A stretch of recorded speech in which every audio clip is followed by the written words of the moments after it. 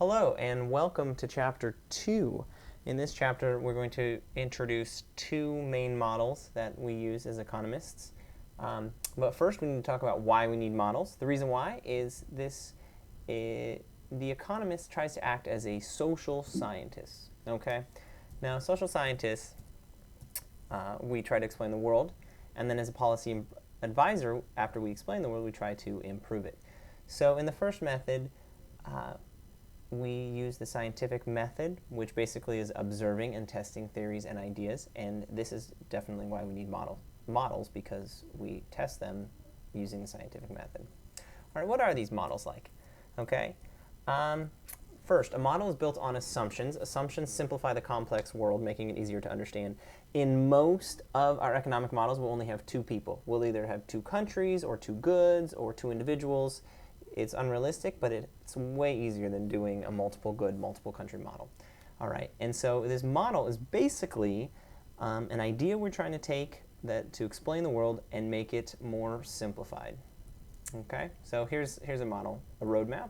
This is simple. You might not have thought of this as a model. Here's a skeleton from anatomy class. A model airplane shows you different pieces of the airplane. Teeth at the dentist's office. Don't forget to floss. All right, here's our first model. It's called the circular flow diagram.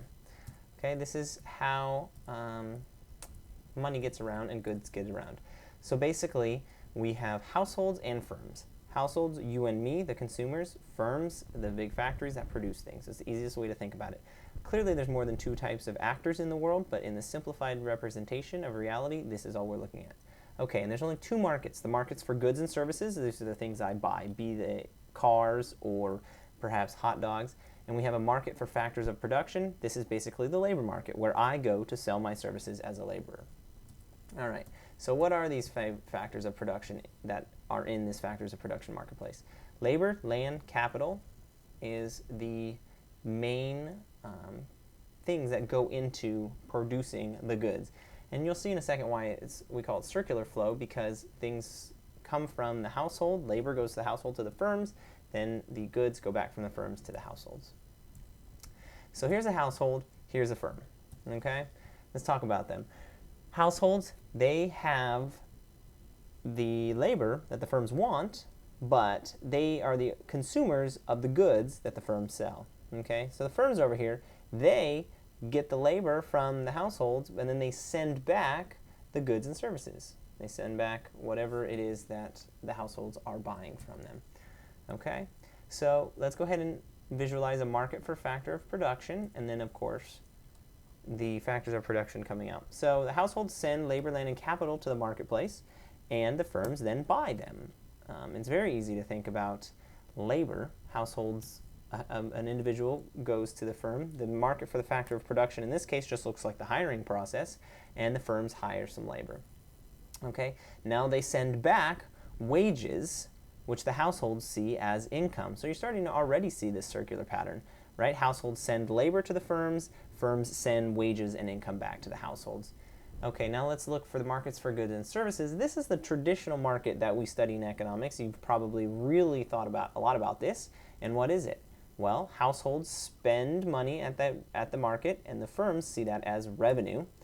And the firms send goods and services back to the households. Okay, so here's our completed circular flow diagram. We have goods and services being bought by the households, labor, land, capital, and other factors of production being sent to the firms, and it goes around and around just exactly like this model looks at. Okay, so this is not a very difficult model. There's a second model we'll use even more in this class, and it is a little bit more difficult. It's called the production possibilities frontier.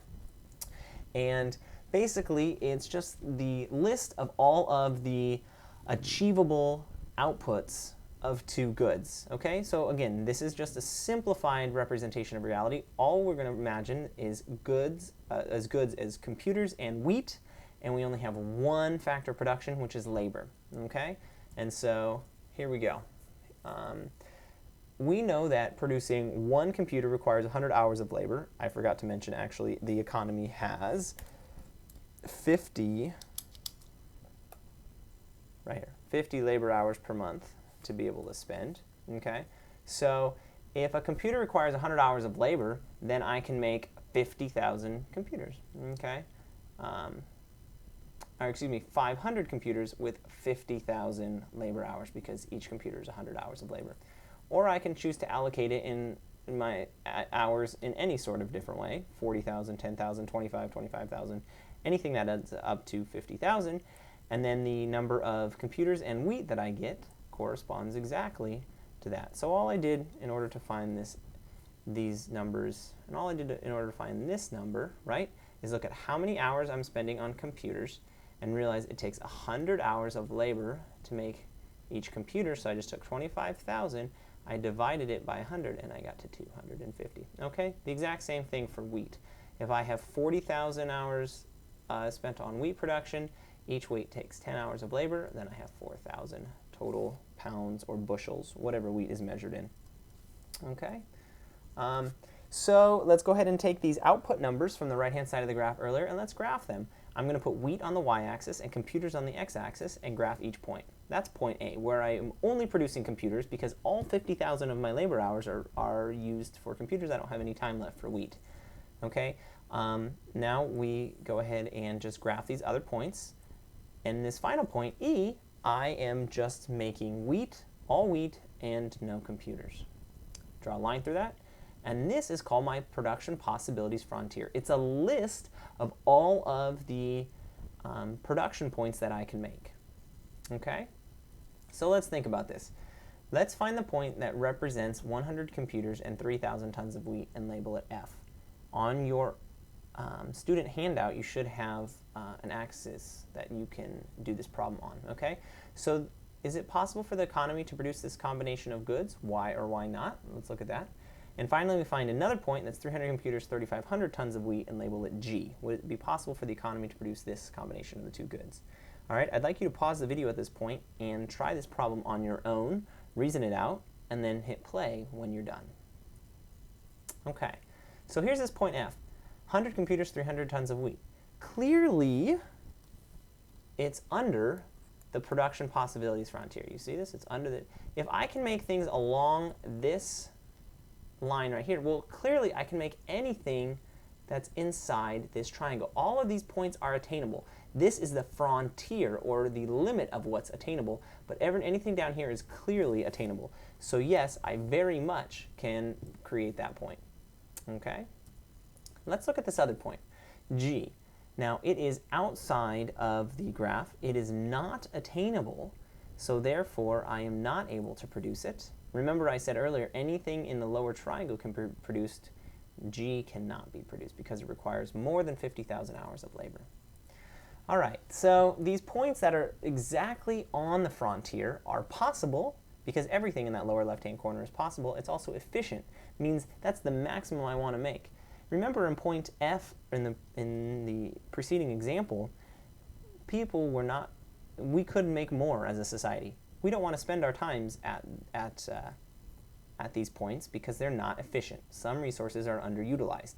Remember the word efficiency that I defined in chapter 1. Okay? Points above the PPF are not possible because they require too many labor hours and the society cannot make them. Okay? So this word the words opportunity cost, which I defined in chapter 1, is what you have to give up to get it. So let's think about how that comes into play here on the PPF.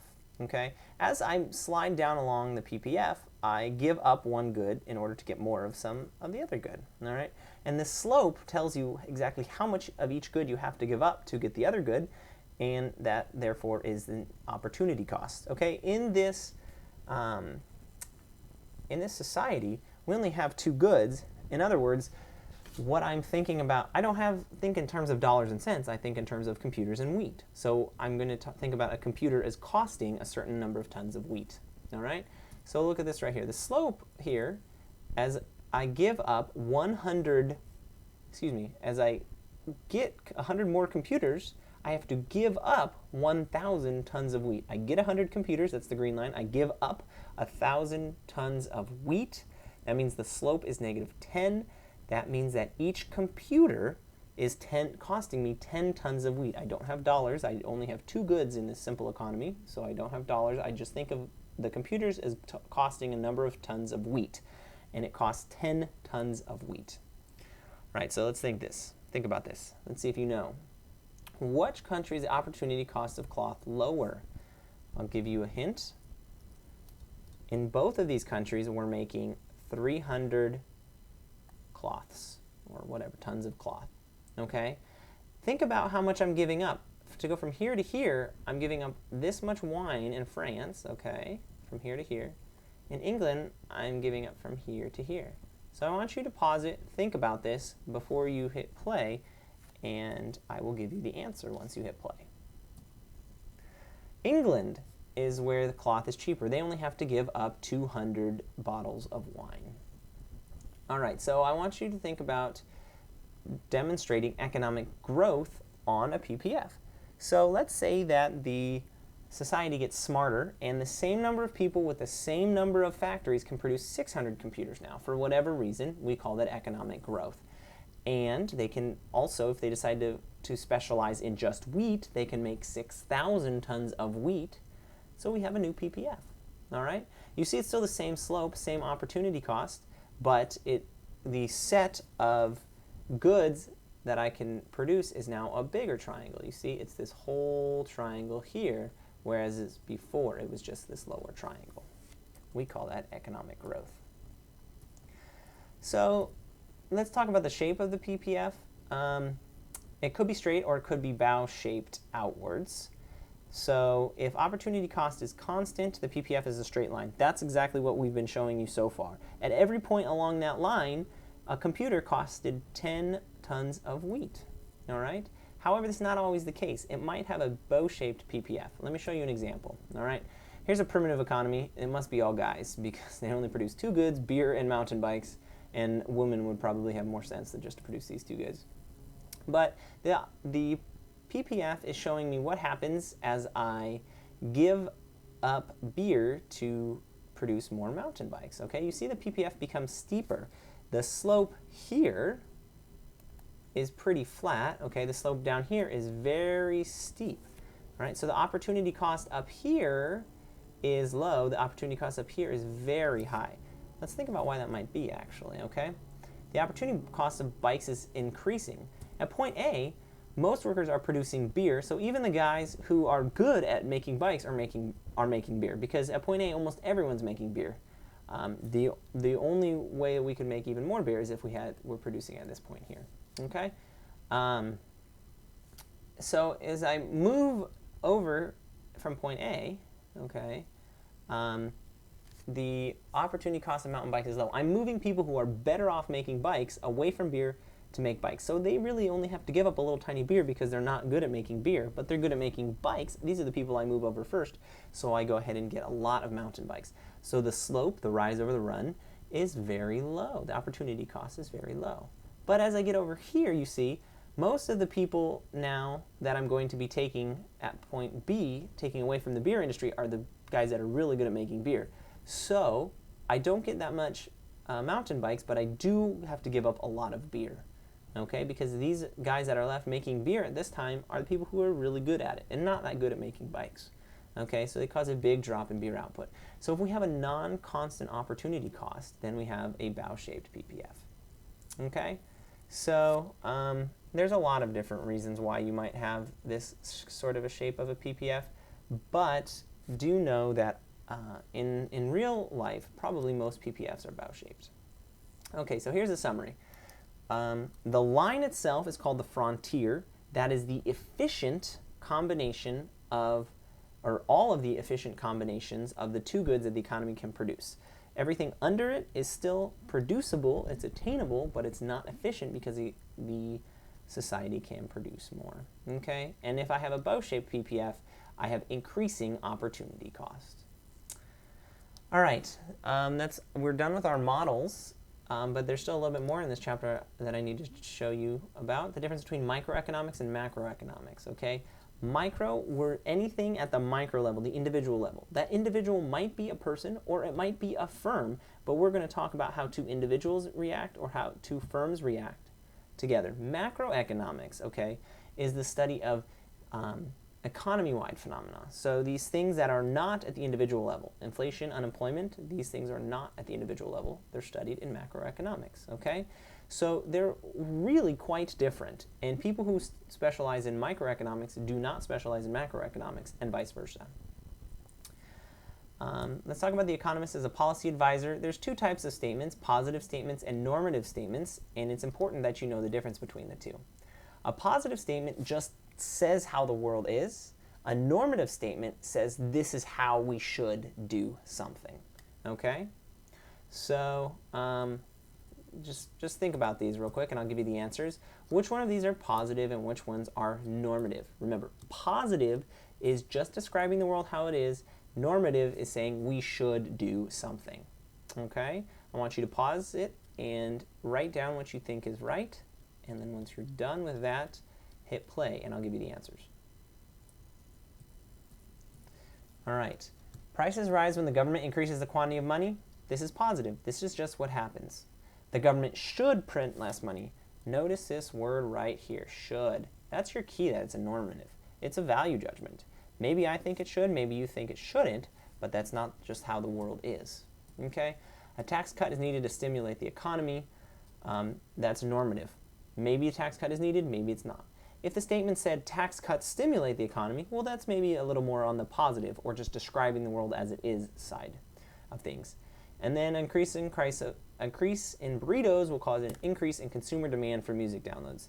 Look, this doesn't have to be a true statement, right? This is kind of silly, but it just is describing a relationship that I can find with data. Okay? And that's all that there is for Chapter 2.